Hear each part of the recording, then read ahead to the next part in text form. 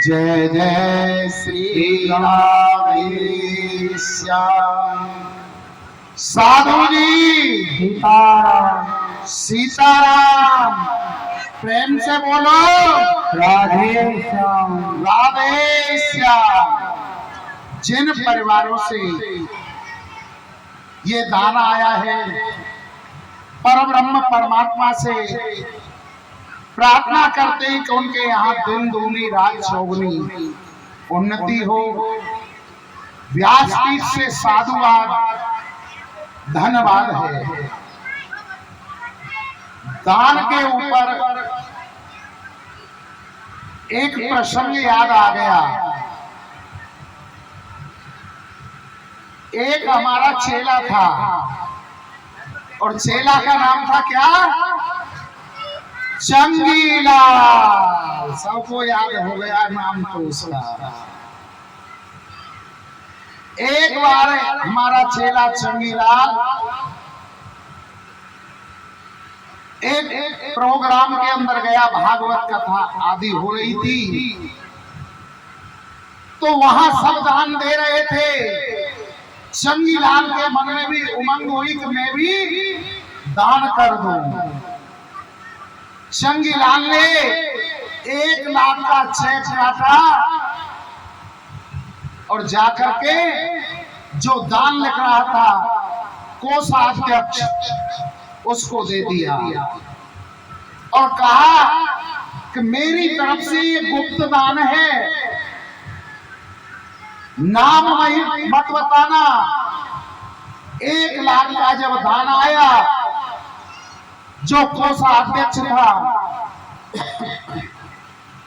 उसने माइक पर बोला कि अभी अभी हमारे बीच में एक सज्जन आए हैं, उन्होंने अपना नाम बताने के लिए मना किया है और 1 लाख रुपए का गुप्त दान दिया है। जैसे ही घोषणा हुई कि तालियां गूंज गई। 1 लाख रुपए का दान, पर कह दिया कि नाम नहीं बताना।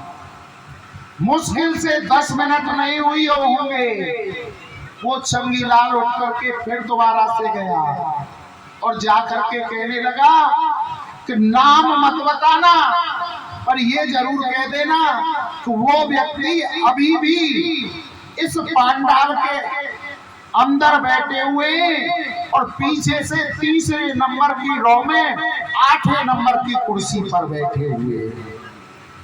भाई 1 लाख रुपए का दान आया।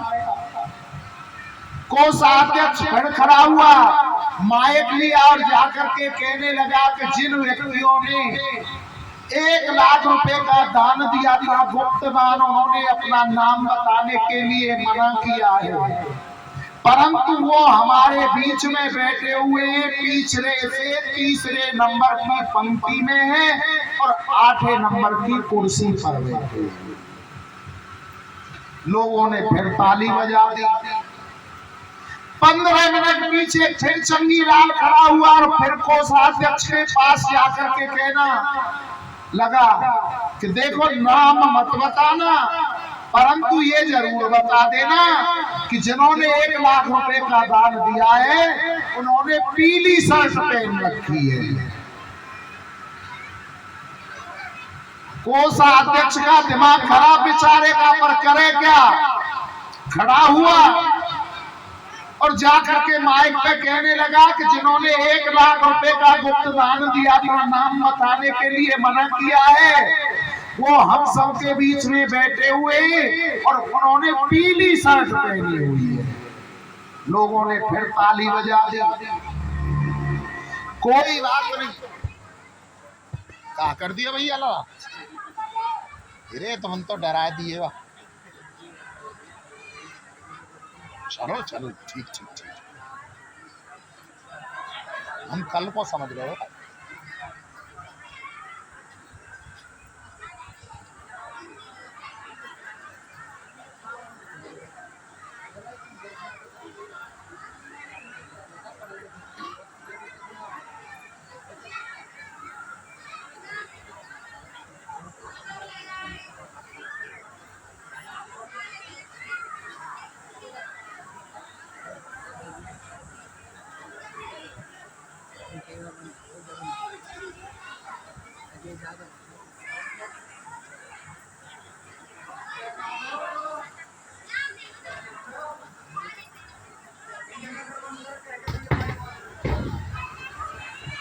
बोलो आनंद कंद भगवान की जय जय श्री राधे श्याम।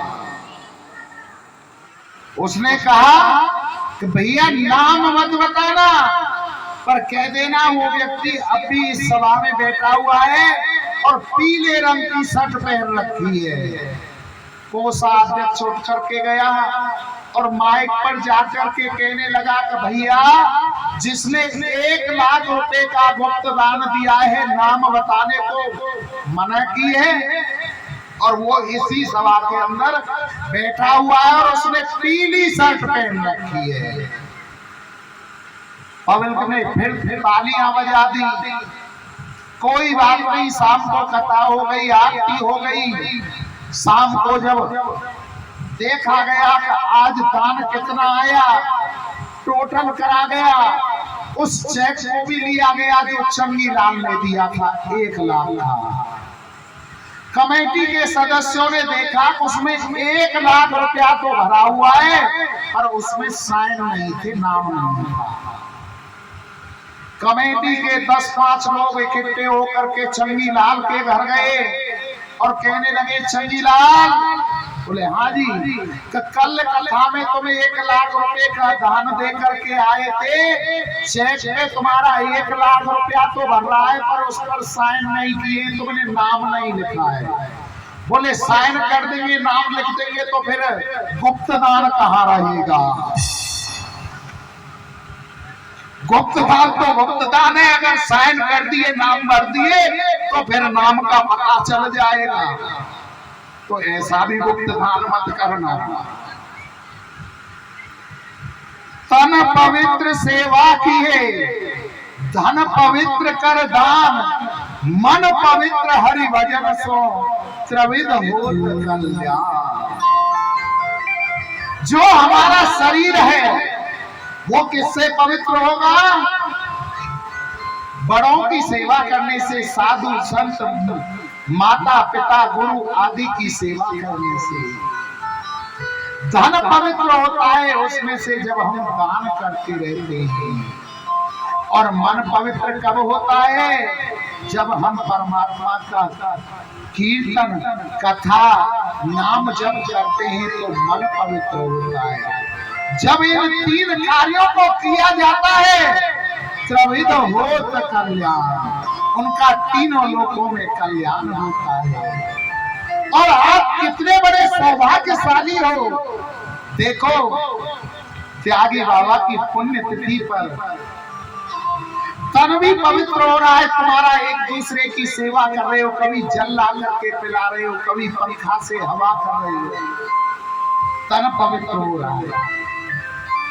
धन पवित्र हो रहा है, कोई चीनी का कट्टा दे रहा है, कोई रिफाइंड का 3 दे रहा है, कोई पैसे दे रहा है, और कोई गुप्त दान भी कर रहा है। और चंगी लाल जैसा गुप्त दान कोई नहीं कर रहा है। त्रिविध होत कल्याण, तो तीनों लोगों में कल्याण होगा और कथा भी तुमको सुनने को प्राप्त हो रही है। श्री सुखदेव जी महाराज वर्णन करते हैं कि हे राजन, कन्हैया अपनी मैया से कह रहे थे कि मैया हम तो बहू लेंगे, बहू लेंगे। पूछी कैसी बहू ले? बोला कि ऐसी बहू लेंगे मैया कि जब हम खेल में जाए ना, वह बहू अपनी जेब में धर ले जाएगा और वहां के साथ में वहां खेल ले, और खेल के जब वापस आवे तो वह अपनी फिर जेब में धर लाऊंगा। बोले तारी को तो गुड़िया मांग लो, गुड़िया। मैया ने गुड़िया दे दी। इतने में एक गोपी आकर के कहने लगी, तो मैया तू लाला के खेल में लगी हुई है, उधर तेरा बरोसी पर जो दूध रखा है ना, वो उफन करके जा रहा है। जिस समय मेरे गोविंद का जन्म हुआ था उस समय जड़ कोई वस्तु नहीं थी, सब चैतन्य थी। दूध ने सोचा कि गोविंद अपना पेट मैया के दूध से भर लेंगे तो हमें तो जल करके भस्म हो जाना चाहिए। मैया ने जब गोपी की बात सुनी तो दूध उफन करके ऊपर आ रहा है, उफन रहा है, तो लाला को वहीं छोड़ा और दूध को उतारने के लिए चली गई। लाला सोचने लगा कि मैया को दूध प्यारा है, पूत प्यारा नहीं है, दूध के लिए हमें उतार करके गोद में से चली गई है। मैया के जाने के बाद लाला ने इधर उधर देखा, जो सिल की लोड़ी होती है ना, जिससे चटनी बटी जाती है, सिल्लोड़ा जिसे कहा जाता है, लोड़ी उठाई कन्हैया ने दोनों हाथों से, और जिसमें मैया दही चला रही थी ना, जो हड़िया थी, वह में दे करके जोर से मारी, और जैसे ही हड़िया में लोड़ी लगी कि हड़िया फूट गई और दही सबरे चौक में फैल गई, दही दही रह गई। कन्हैया सोचने लगे तो गड़बड़ हो गई, हम तो सोच रहे खाली आवाज करेगी और ये तो हड़ियाई फूट गई, चपटियाई फूट गई। अब मैया पिटाई लगावेगी और छठी को दूध दिया गया। कन्हैया उस चौक से भाग करके दूसरे चौक में चले गए। मैया ने आकर के देखा कि पूरे आंगन में दही दही फैली हुई है। एक बार तो मैया को हंसी आई कि जरा सा में इसको गोद में से उतार करके क्या चली गई, इसने तो हड़िया को ही फोड़ दिया। अगर मैं इसको ऐसे ही छूट देती रही तो ये बिगड़ जाएगा, आज इसकी पटाई लगानी पड़ेगी, क्योंकि ये हड़िया मेरी सासू माँ के जमाने की थी और इसमें 40 सेर दही एक बार में आती थी। मैया ने एक छड़ी को उठाया, एक रस्सी को लिया और गोविंद की पिटाई लगाने के लिए दूसरे चौक में पहुंची। कन्हैया ने देखा कि मैया मेरी पिटाई लगाने के लिए आ रही है, तो कन्हैया ने आगे आगे दौड़ लगा दी। आगे आगे कन्हैया और पीछे पीछे मैया दौड़ रही है। मैया के केसों में जो गजरा लगे हुए थे ना, वो गजरे के फूल अपने आप टूट टूट करके मैया के चरणों में गिर रहे हैं, और वो फूल ये कहना चाहते हैं कि हमें कोई ताकत नहीं है, हमारा कोई स्वरूप नहीं है, हमारी कोई इतनी इज्जत नहीं है जो मैया हम तेरे शीश पर रहे हैं, जो तीनों लोगों का स्वामी है, जो तेरे डर के मारे भाग रहा है। हमें तो तेरे चरणों की धूली मिल जाए, उसी में हमारा जीवन सफल है। वो फूल एक एक करके मैया के चरणों में गिर रहे हैं। मैया दौड़ते दौड़ते हाँफने लगी। कन्हैया ने देखा कि मेरी मैया हाँफ रही है, सांस चल रही है, तो कन्हैया ने मैया से पूछा, ओ मैया, ओ मैया, तू मेरी पिटाई लगावेगी? मैया कहने लगी, ना तारी के तेरी आरती उतारूंगी। इतनी बात करने के लिए जब कन्हैया मंदे हुए तो मैया ने एक साथ भग करके और कन्हैया को पकड़ लिया। जो हाथ में रस्सी थी उससे कन्हैया को बांधना चाहा, परंतु 2 अंगुल छोटी पड़ जाती है। ये रस्सी कौन थी? ये स्वयं माता अदिति थी, जो चाहती थी कि मेरे कन्हैया को न कोई बांध सके। मैया यशोदा ने इधर उधर देखा, 2 हाथ की रस्सी और दिखाई दी, लाकर के उस रस्सी को उसमें जोड़ा, फिर कन्हैया को बांधा, तो फिर 2 अंगुल छोटी पड़ गई। परमात्मा को कौन बांध सकता है? कन्हैया ने देखा कि मेरी मैया बार बार परेशान हो रही है। मैया के हाथ से रस्सी को कन्हैया ने ले लिया और अपने आप अपनी बहनी में बांध दिया। अगर परमात्मा आत्मा को कोई बांध सकता है तो स्वयं बंध सकती है। किसके कारण? भाव के और प्रेम के कारण। मेरे कन्हैया आज भाव से और प्रेम से बंध करके दूसरी रस्सी का छोर मैया के हाथ में दे दे। मैया ने इधर उधर देखा तो वहां पर एक उखल दिखाई दिया, दूसरा सिरा उखल से बांध दिया और कहा कि दारी के यहाँ पर बैठा रहे तू और मैं अपने दूध को चला रही थी।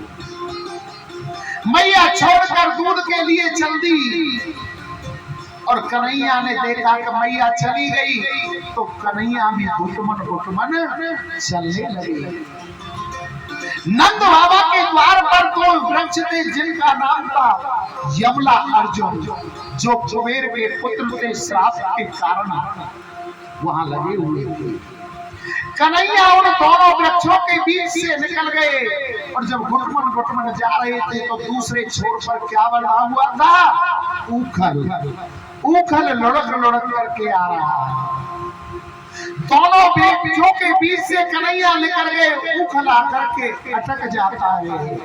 कन्हैया ने जरा सा जोर लगाया तो दोनों वृक्ष टूट करके और धड़ाम से पृथ्वी पर गिर पड़ते हैं।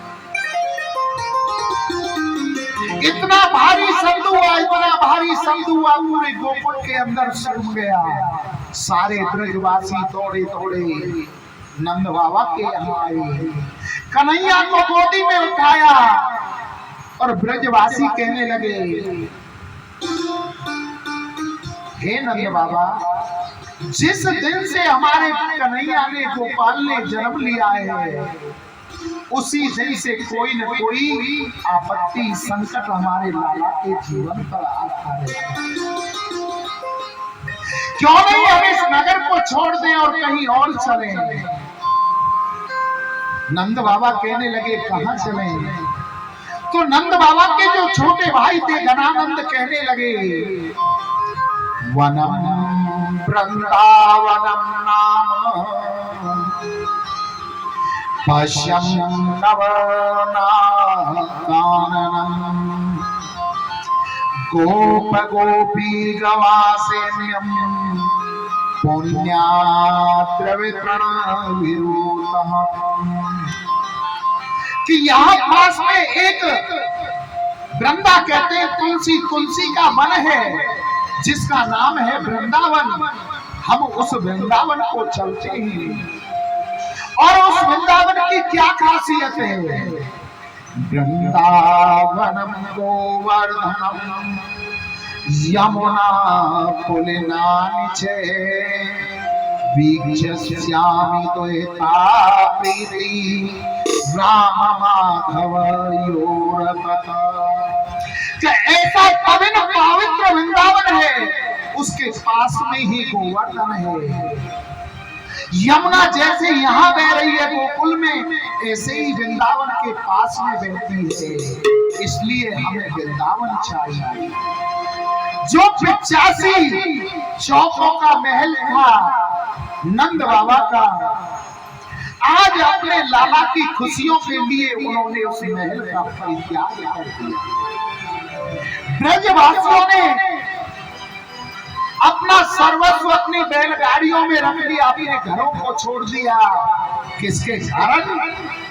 कन्हैया के कारण का हमारे लाला पर कोई संकट ना आए और आज गोकुल से वृंदावन के लिए चल देते हैं।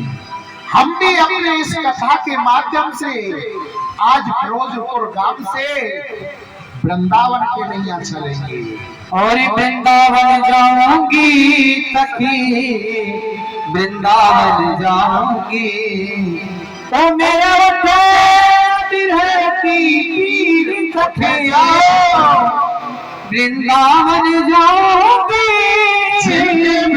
भीड़ उठ रही है वृंदावन जाने के, उठ जाओ लौटे अंदर आओ।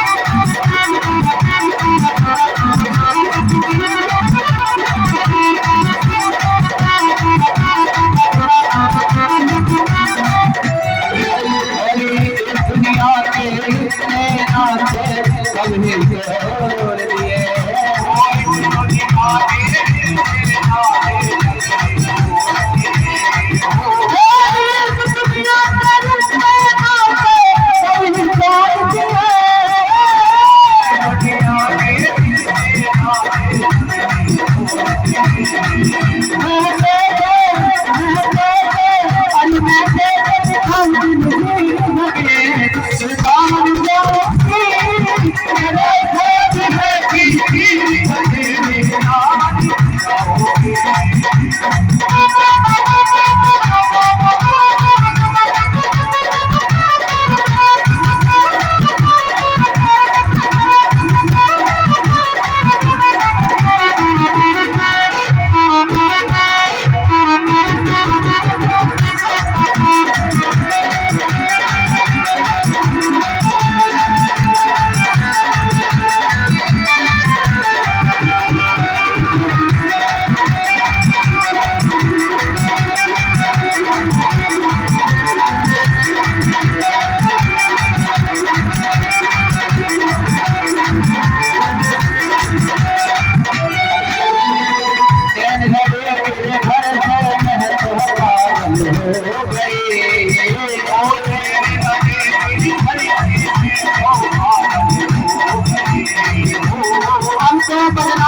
मंडल में आज ले लो करके हो गई सब हो गई आज हम लो करके हो गई सब हो गई आज हम लो करके हो गई सब हो गई आज जो यारे दिखाने बदनाम करे धाचरिया क्या करिया मुझे गई हो गई करिया हो गई हो गई आपे बिहारी को बाकी तो अंतरानी हो गई तो हो गई तो हो गई तो हो गई हम तो ये कुछ भी जमा करते हैं मैं तो बर्बाद की हो गई तो हो गई तो हो गई अरे देने गए बधाई पे देखे बाबरी हो गए